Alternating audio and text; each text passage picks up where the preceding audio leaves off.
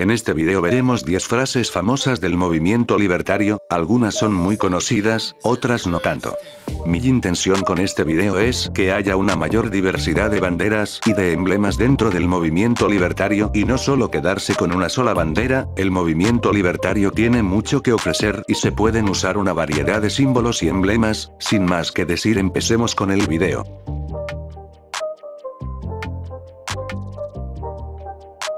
La bandera de Gadsden es una bandera estadounidense histórica con un campo amarillo que representa una serpiente de cascabel enrollada y lista para atacar.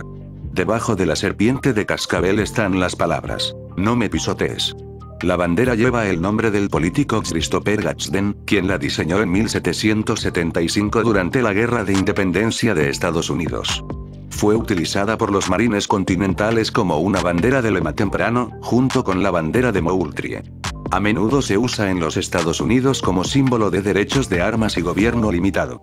Por razones históricas, la bandera de Gadsden todavía se ondea popularmente en Charleston, Carolina del Sur, la ciudad donde Christopher Gadsden presentó la bandera por primera vez y donde se usó comúnmente durante la Revolución. El primero en utilizar la simbología de la serpiente de cascabel con fines políticos y como representación de las entonces 13 colonias fue Benjamin Franklin, en su periódico Pennsylvania Gazette, en 1754. Años más tarde, en diciembre de 1775, ya en pleno conflicto con Gran Bretaña, Franklin publicó en su nuevo periódico, el Pennsylvania Journal, un artículo sugiriendo que la serpiente de cascabel sería un buen símbolo para representar el espíritu de las 13 colonias. Recordé que su ojo destacaba por su brillantez, más que en cualquier otro animal y que no tiene párpados. Por tanto, podría ser estimada como un emblema de vigilancia. Nunca ataca primero ni, una vez comprometida en una lucha, se rinde jamás. Es por lo tanto un emblema de magnanimidad y auténtico coraje. Como si estuviera ansiosa de evitar toda incitación a luchar con ella, oculta las armas con las que la naturaleza la ha dotado en el techo de su boca, de tal forma que, para todos aquellos que no están familiarizados con ella, aparenta ser un animal completamente indefenso. E incluso cuando esas armas se muestran prestas para su defensa, parecen débiles y despreciables. Pero sus heridas, aunque pequeñas, son decisivas y mortales. Consciente de ello, nunca hiere antes de haber advertido generosamente primero, incluso a su enemigo, y prevenido contra el riesgo de pisarla. ¿Estaré acaso equivocado, señor, al pensar que esta es una buena imagen del humor y la conducta de América? La relación con el principio de no agresión es obvia. La bandera de Gadsden es literalmente una representación perfecta de dicho principio libertario. Como dato adicional, existen otras banderas estadounidenses que usan el motivo de la serpiente de cascabel, como en la bandera de las Compañías Unidas de la ciudad de Providencia, la versión tradicional del First Navy Jack y la bandera Culpeper Minutemen, entre otras.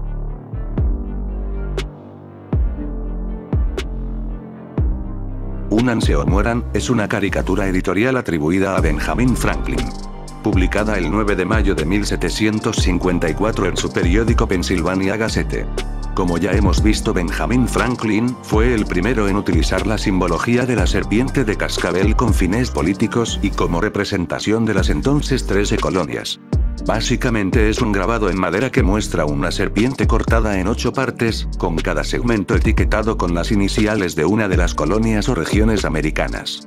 Nueva Inglaterra se representó como un segmento, en lugar de las 4 colonias que era en ese momento. Delaware no se enumeró por separado ya que era parte de Pensilvania. Georgia, sin embargo, se omitió por completo. Por lo tanto, tiene 8 segmentos de una serpiente en lugar de las 13 colonias tradicionales. El cartel se centró únicamente en las colonias que conformarían los Estados Unidos actuales, dejando de lado otras colonias británicas en el Caribe.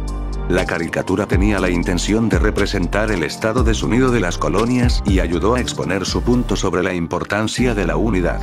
Más tarde se convirtió en un símbolo de la libertad colonial durante la Guerra de Independencia estadounidense.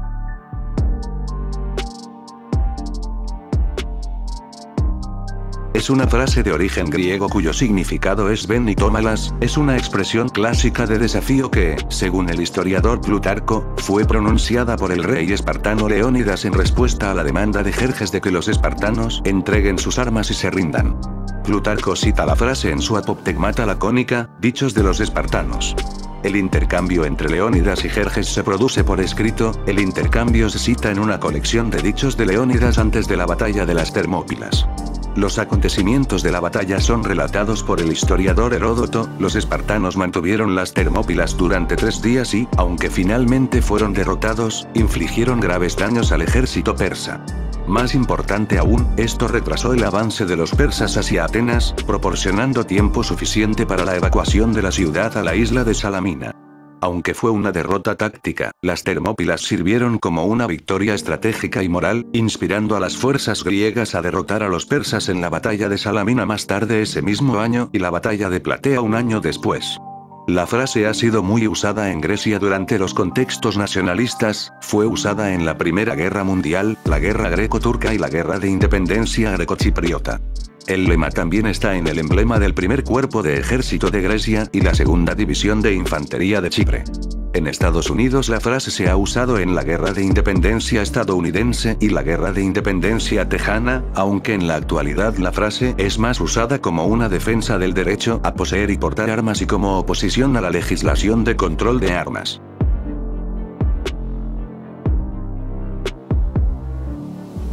Es el lema oficial del estado de New Hampshire, en los Estados Unidos de América. Fue adoptado por el estado en 1945.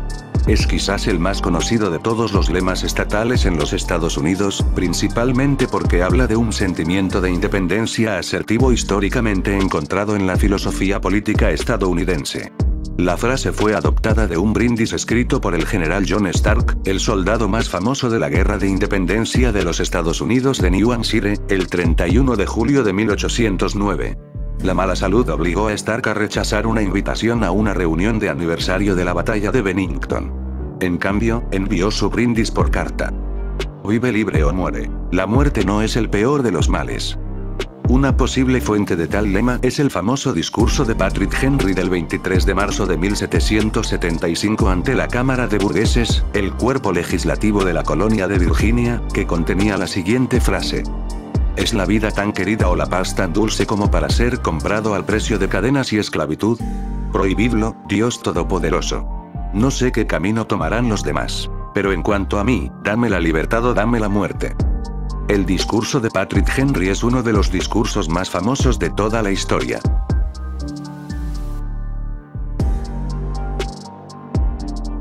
Dame la libertad o dame la muerte. Es una cita atribuida a Patrick Henry de un discurso que pronunció en la Segunda Convención de Virginia el 23 de marzo de 1775 en la iglesia de San Juan en Richmond, Virginia. A Henry se le atribuye haber balanceado la contienda al persuadir a la convención de que aprobara una resolución para mandar tropas del estado de Virginia a la Guerra de Independencia estadounidense.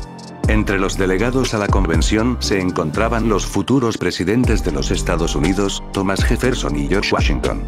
La versión del discurso que se conoce hoy apareció por primera vez impresa en una biografía de Patrick Henry escrita por el abogado y político William Witt en 1817. Existe un debate entre los historiadores sobre si, y en qué medida, se debe atribuir a Henry o William la autoría del discurso y sus famosas palabras finales. Según Edmund Randolph, la convención se sentó en silencio durante varios minutos después de escuchar tal discurso. Thomas Marshall le dijo a su hijo John Marshall, quien más tarde se convirtió en presidente del Tribunal Supremo de los Estados Unidos, que el discurso fue una de las piezas de elocuencia más audaces, vehementes y animadas que jamás se hayan pronunciado. Edward Carrington, que estaba escuchando fuera de una ventana de la iglesia, solicitó ser enterrado en ese lugar. En 1810, cumplió su deseo. El redactor de la Declaración de Derechos de Virginia, George Mason, dijo: cada palabra que dice no solo atrae sino que llama la atención, y sus pasiones ya no son las suyas cuando se dirige a ellas. Cualesquiera que fueran las palabras exactas de Henry, o el grado de cambio que Witt imprimió al clásico discurso de Henry sobre libertad o muerte, no hay duda de que fue un discurso épico, no solo por el contenido del mismo, sino por la forma de declamar de su intérprete. El historiador Bernard Mayo escribió: sus expresiones parecían haberse grabado a fuego en la memoria de los hombres. Ciertamente, su espíritu es el del orador ardiente que en 1775 influyó tan poderosamente en los virginianos y los acontecimientos que llevaron a la independencia estadounidense.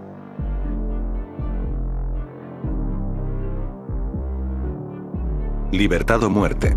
Esta frase ha aparecido en una amplia variedad de lugares a lo largo de la historia, también puede considerarse como una contracción de la frase anterior.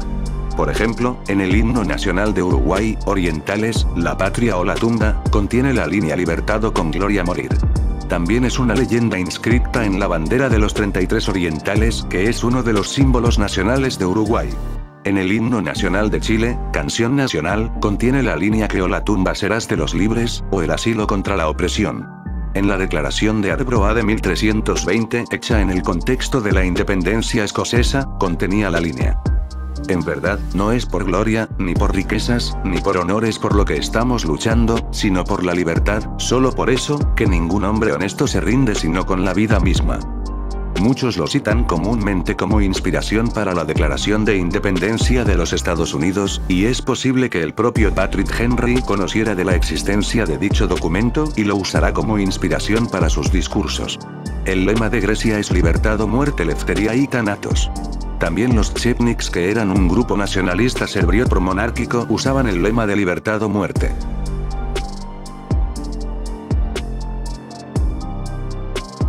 La rebelión ante los tiranos es obediencia a Dios fue un lema sugerido, pero no utilizado, para el sello de los Estados Unidos de América, por Benjamin Franklin, en clara defensa del tiranicidio.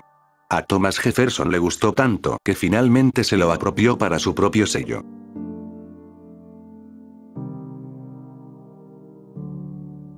Así siempre con los tiranos es una frase atribuida a Marco Junio Bruto, que según la historia se la dijo a Julio César en el momento de su asesinato.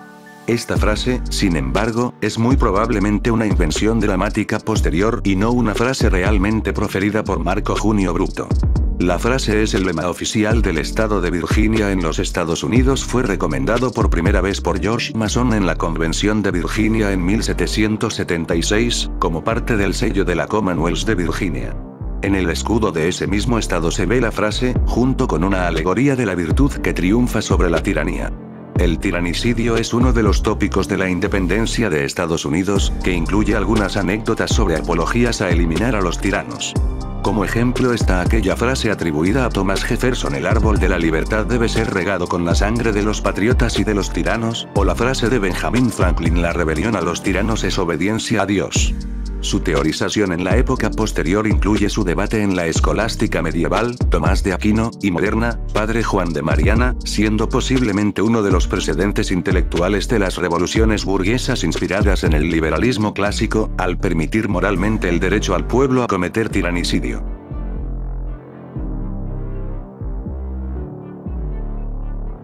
Capitalismo o barbarie, es una frase tomada y modificada del grupo Socialisme ou Barbarie, que fue un grupo socialista con sede en Francia, que existió desde 1948 hasta 1967. Socialisme ou Barbarie es también el nombre de la revista del grupo.